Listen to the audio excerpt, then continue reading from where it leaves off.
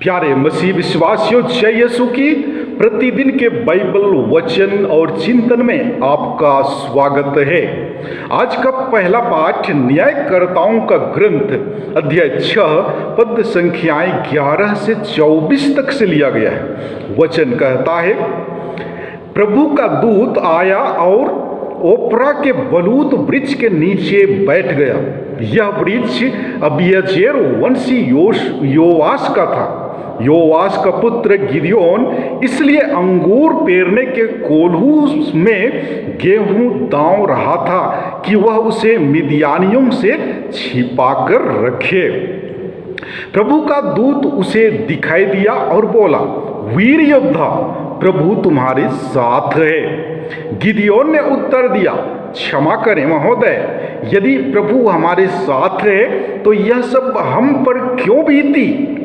वे सब चमत्कार कहाँ गए जिनका वर्णन हमारे पूर्वज यह कहते हुए करते थे, प्रभु ने हमें मिस्र से निकाल लाया।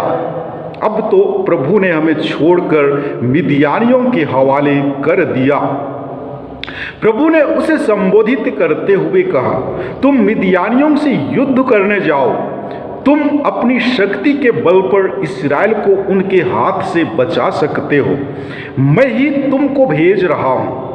गिदयोन ने उत्तर दिया, क्षमा करें महोदय, मैं इस्राएल को कैसे बचा सकता हूं? मेरा कुल मनस्से में सबसे दरिद्र है और मैं अपने पिता के घराने में सबसे छोटा हूं। किंतु प्रभु ने कहा, मैं तुम्हारे साथ रहूंगा। तुम मिद्यानियों को पराजित करोगे, मानो वे एक ही आदमी हो। गिदयोन ने निवेदन किया, यदि मुझ पर आपकी कृपा दृष्टि हो तो मुझे एक ऐसा चिन्ह दीजिए जिससे मैं जान सकूं कि आप ही मुझसे बोल रहे हैं। आप कृपया यहाँ से तब तक ना जाएं जब तक मैं आपके पास ना लौट आऊं।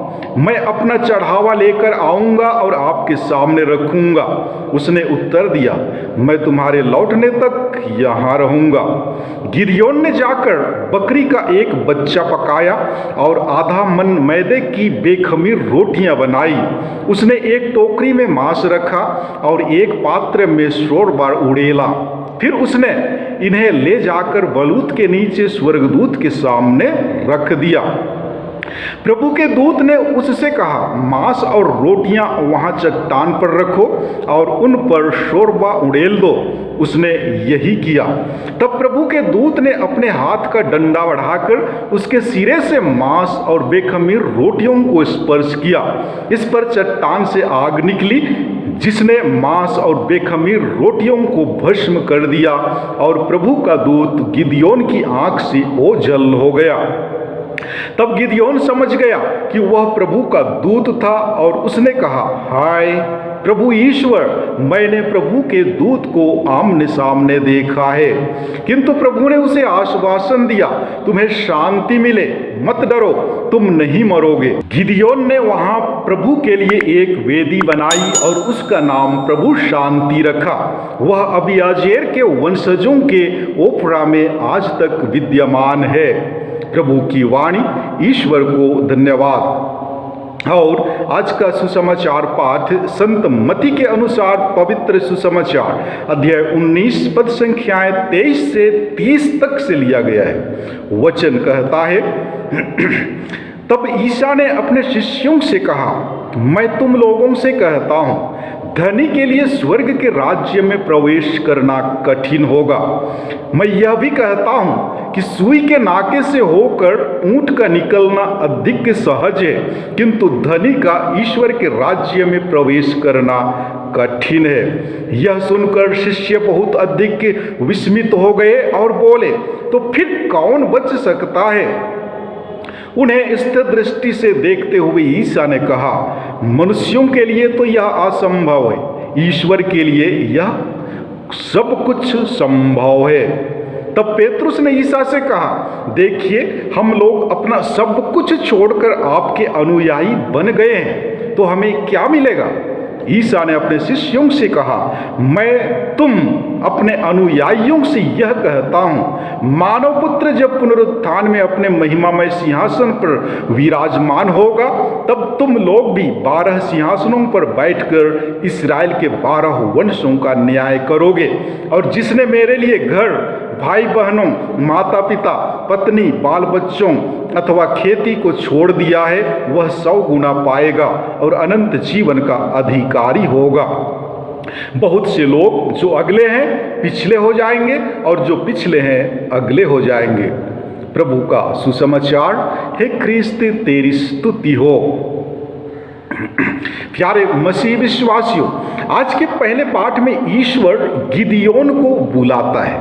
ईश्वर गिदियोन से अपनी प्रजा की रक्षा करता है और गिदियोन को पूरा विश्वास दिलाता है कि मैं याहवे तुम्हारी रक्षा करूंगा। परंतु मानवीय स्वभाव के कारण गिदियोन कहता है, मैं इस्राएल को कैसे बचा सकता हूं? मेरा कुल मनस्से में सबसे दरिद्र है और मैं अपने पिता के घराने में सबसे छोटा हूं। और यहाँ पर हम पाते हैं कि ईश्वर हमेशा दरिद्रों को, छोटों को अपनी योजनाओं को पूरा करने का माध्यम बनाते हैं। हम देखते हैं कि गिदियोन याहवे से चमत्कार की आशा करता है। वह ऐसा इसलिए नहीं करता कि उसे याहवे पर भरोसा नहीं, परंतु ऐसा इसलिए करता है कि वह जान पाए कि जो गिदियोन से बात कर रहे हैं वे याहवे हैं। और आज के सुसमाचार में हम देखते हैं कि हम एक व्यक्ति जो प्रभु यीशु का शिष्य होना चाहता है, उसे धन दौलत का मोह छोड़ना होगा। हर एक शिष्य को सांसारिक मोह माया से मुक्त करना होगा। यह बाहरी दिखावा नहीं बल्कि आंतरिक आध्यात्म साबित करता है और ऐसी शिक्षा जो प्रभु यीशु ने दी उनके शिष्यों ने बखूबी निभाई। प्रभु यीशु का पहला शिष्य जो कि एक मछुआरा था, गरीब था, अपनी पूरी संपत्ति और पूरा परिवार को छोड़कर प्रभु यीशु का शिष्य बन गया। प्यारे भाइयों एवं बहनों, आज के सुसमाचार पाठ के द्वारा प्रभु अपने शिष्यों को बतलाते हैं कि धनी व्यक्ति के लिए स्वर्ग के राज्य में प्रवेश करना बहुत कठिन होगा। यह इसलिए क्योंकि धनी व्यक्ति धन से अधिक लगाव रखते हैं तथा गरीबी का जीवन जीना उसकी समझ के परे है। यीशु के शब्दों को सुनकर उनके शिष्य बहुत हैरान हो जाते हैं, क्योंकि धन तो ईश्वर का वरदान है। भला कौन हैरान नहीं होगा जब यीशु अपने नए प्रकार की शिक्षा को जोर देकर कहते हैं, सुई के नाके से होकर ऊंट का निकलना अधिक आसान है, किंतु धनी का ईश्वर के राज्य में प्रवेश करना कठिन है। यह सुनकर शिष्य बहुत अधिक विस्मित हो गए। जी हाँ, आज के प्रतिस्पर्धा भरी दुनिया में लोग धन कमाने के लिए क्या नहीं कर रहे हैं। दुनिया में धन कमाने की एक होड़ से लगी हुई है। सब लोग अपने आप को दुनिया का सबसे बड़े धनवान आदमी बनाने में लगे हैं। धन और वंश की प्राप्ति के लिए लोग नाना प्रकार के तरीकों को अपनाने में लगे हुए हैं।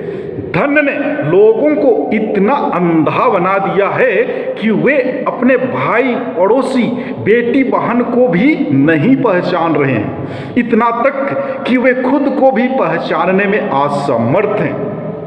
ऐसी स्थिति में ईश्वर या उसके राज्य के बारे में सोचने समझने के लिए उनके पास समय कहाँ है। उनके लिए समय की बर्बादी के सिवा और कुछ नहीं है। ख्रिस्त में प्यारे भाइयों एवं बहनों, वास्तव में देखा जाए तो धन दौलत के बिना मनुष्य का जीवन दूभर हो जाता है। रुपये पैसे के बिना हम कुछ नहीं कर सकते हैं, लेकिन प्रभु यीशु कहते हैं कि मनुष्यों के लिए तो यह असंभव है, लेकिन ईश्वर के लिए सब कुछ संभव है। जी हाँ, यदि हम संत मत्ती के सुसमाचार अध्याय 6 पद संख्याएं 25 से 34 तक में पढ़ेंगे तो हमें ज्ञात होता है कि जो व्यक्ति ईश्वर पर भरोसा रखता है उसे किसी चीज की कमी नहीं होती है। लेकिन इसके लिए प्रभु यीशु अपने शिष्यों को सलाह देते हुए कहते हैं कि तुम सबसे पहले ईश्वर के राज्य और उसकी धार्मिकता की खोज में लगे रहो और तुम्हारी सारी जरूरत की चीजें यूं ही मिल जाएंगी। प्यारे मसीह विश्वासियों, जो इस धरती पर धन जमा करता है उसे धन की चिंता रहती है। ईश्वर मनुष्यों को पक्षियों और जानवरों से भी ज्यादा प्यार करते हैं। इसलिए यदि वे पक्षियों एवं जानवरों को भूखे नहीं रखते तो क्या वे हम मनुष्यों का पालन पोषण नहीं करेंगे? इसलिए प्रभु यीशु के शिष्यों को भविष्य की चिंता ना कर ईश्वर के सामर्थ्य पर भरोसा करने की जरूरत है और साथ ही साथ ईश्वर की इच्छा के अनुरूप जीवन यापन करने की आवश्यकता है। यदि हम ईश्वर से एवं हमारे भाई बहनों से प्रेम करते हैं तो ईश्वर जरूर हमें धन दौलत से विभूषित करेंगे तथा अपने राज्य में हमें अनंत आनंद प्रदान करेंगे। हम प्रार्थना करें कि हमारे घर परिवार में जो भी जरूरतें हैं ईश्वर उन जरूरतों एवं आवश्यकताओं की पूर्ति करे ताकि हम खुशी एवं आनंद के साथ जीवन यापन कर सकें। आमीन।